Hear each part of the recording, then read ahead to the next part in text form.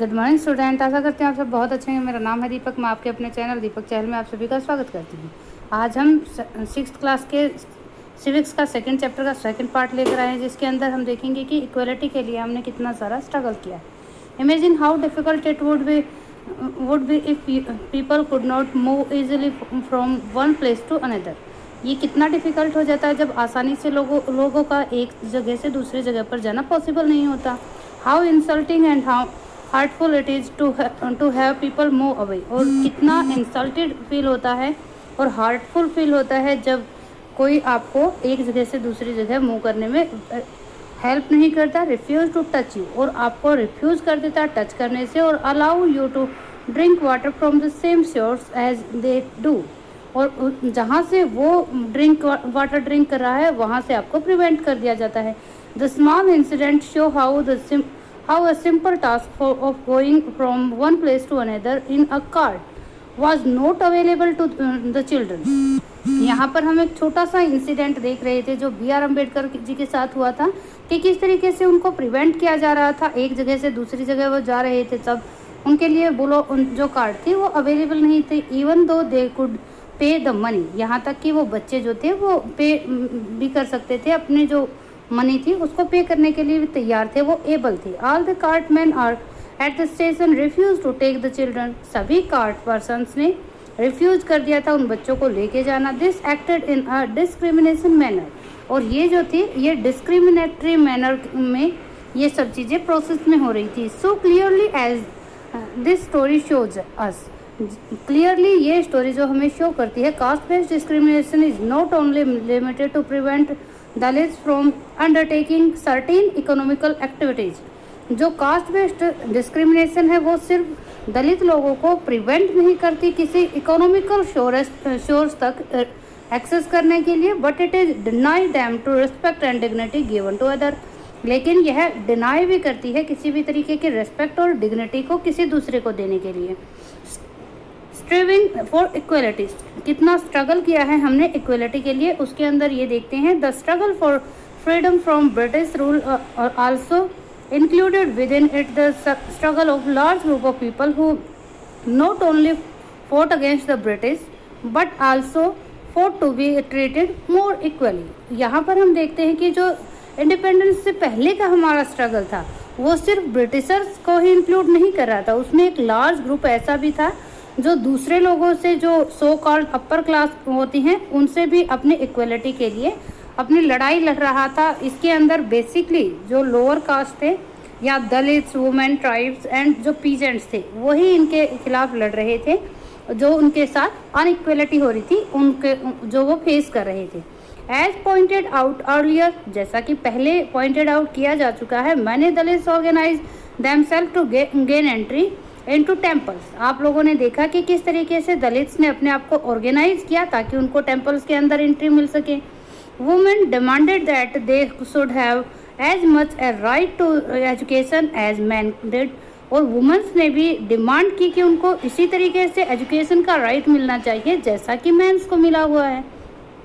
Peasants and tribals for to release themselves from the grip of money lenders. और जो peasants और tribal person थे वो भी फोर्ट कर रहे थे जो मनी लेंडर की ग्रैप से निकलने का। And the high interest they were charge, और वो हाई इंटरेस्ट माफ़ करवाने का जो उनको चार्ज करना पड़ रहा था। When the Indian become a nation, जब इंडिया एक नेशन बन जाता है 1947 के अंदर, our leaders too were concern about the difficult kind of inequality that exist. हमारे लीडर भी इस चीज़ को लेकर कंसर्न थे कि डिफरेंट काइंड की जो अनइक्वलिटी हमारी सोसाइटी के अंदर एग्जिस्ट करती है।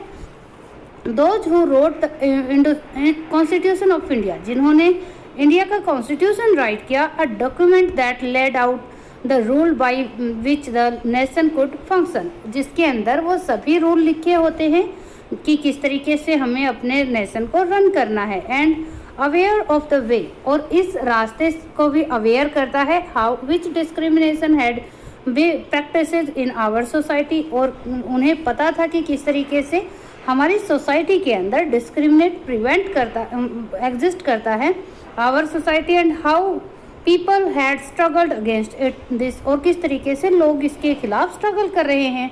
Many leaders of these struggles, such as Dr. B.R. Ambedkar, had also fought for the right of Dalits. इनमें से बहुत सारे लीडर्स ने स्ट्रगल किया, जैसे कि बी आर अम्बेडकर जी ने दलित्स के राइट के लिए स्ट्रगल किया था.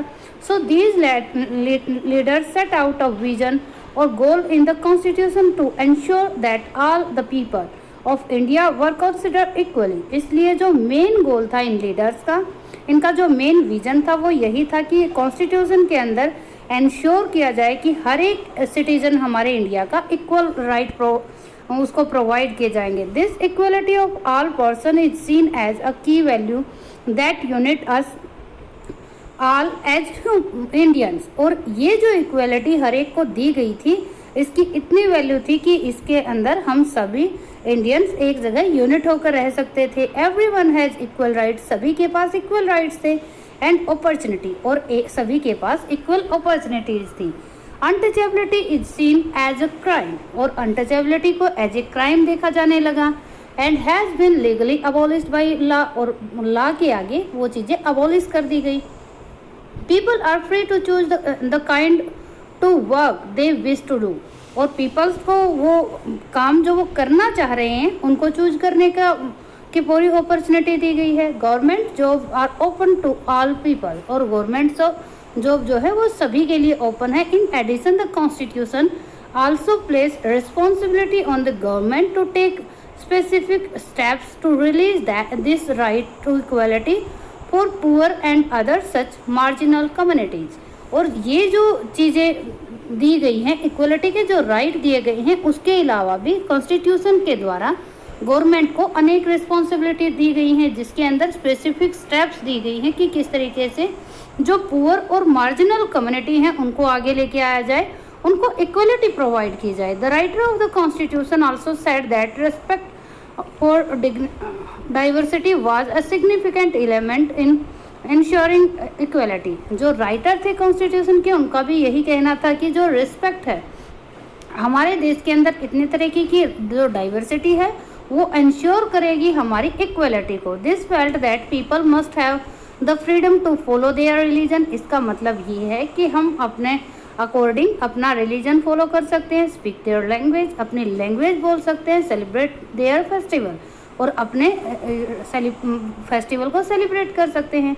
And express our themselves freely, और अपने आप को वो क्या कर सकते हैं, फ्रीली एक्सप्रेस कर सकते हैं. They said that no one language. उन्होंने कहा कि कोई एक language, religion and festival should become compulsory to all to follow. कोई एक लैंग्वेज, कोई एक धर्म, कोई एक फेस्टिवल ऐसा नहीं होगा जो सभी के लिए सेलिब्रेट करना कंपल्सरी हो. दे said that the government must treat all religion equally. और उन्होंने यह भी कहा कि गवर्नमेंट को सारे के सारे रिलीजन को इक्वली ट्रीट करना चाहिए. Therefore India become a secular country. इसी वजह से इंडिया एक धर्मनिरपेक्ष देश बना, सेक्युलर कंट्री बना. Where people of different religion, जहाँ पर डिफरेंट रिलीजन के पर्सन जो होते थे, एंड फेथ, और जो दूसरे फेथ रखने वाले होते थे, the freedom to practise and follow their religion. उनको पूरा अधिकार था कि वो प्रैक्टिस करे, वो फॉलो करे अपने रिलीजन को without any fear of discrimination, बिना किसी भेदभाव के फियर के.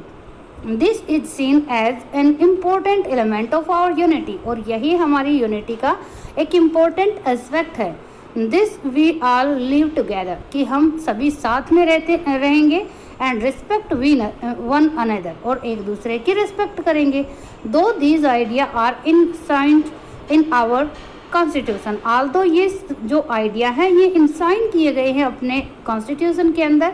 This chapter points out that the inequality exist even today. लेकिन फिर भी इस चैप्टर के अंदर दिखाया गया है कि आज के दिन भी हमारे देश के अंदर अनइक्वलिटी एग्जिस्ट करती है. Equality is a value. Equality एक वैल्यू है that we have to keep striving for, जिसके लिए हमें संघर्ष करते रहना होगा. And not something which will happen automatically. ये कोई भी ऐसी चीज़ नहीं है जो ऑटोमेटिकली होगी.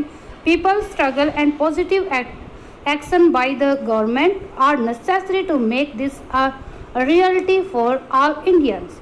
और पीपल्स का स्ट्रगल और गवर्नमेंट के पॉजिटिव एक्शन इसके लिए ज़रूरी है कि ये जो इक्वलिटी है ये सभी इंडियंस को रियलिटी में प्रोवाइड की जाए. यहाँ पर आपको जो प्रियम्बल है उसका वो दिखाई दे रहा है, जो हमारे कॉन्स्टिट्यूशन का फर्स्ट पार्ट ही है। सबसे पहले आपको कॉन्स्टिट्यूशन के अंदर प्रियम्बल ही देखने को मिलता है। The first page of constitution, हमारे कॉन्स्टिट्यूशन का first page, that declare state, जो ये स्टेट करता है, ये घोषित करता है that all Indians are entitled to equality of status and opportunity. सभी इंडियंस को एक जैसी इक्वलिटी दी गई है, स्टडी के स्टेटस के अंदर भी और अपॉर्चुनिटी के अंदर भी। Okay student, may you like this video. Goodbye, take care, God bless you all.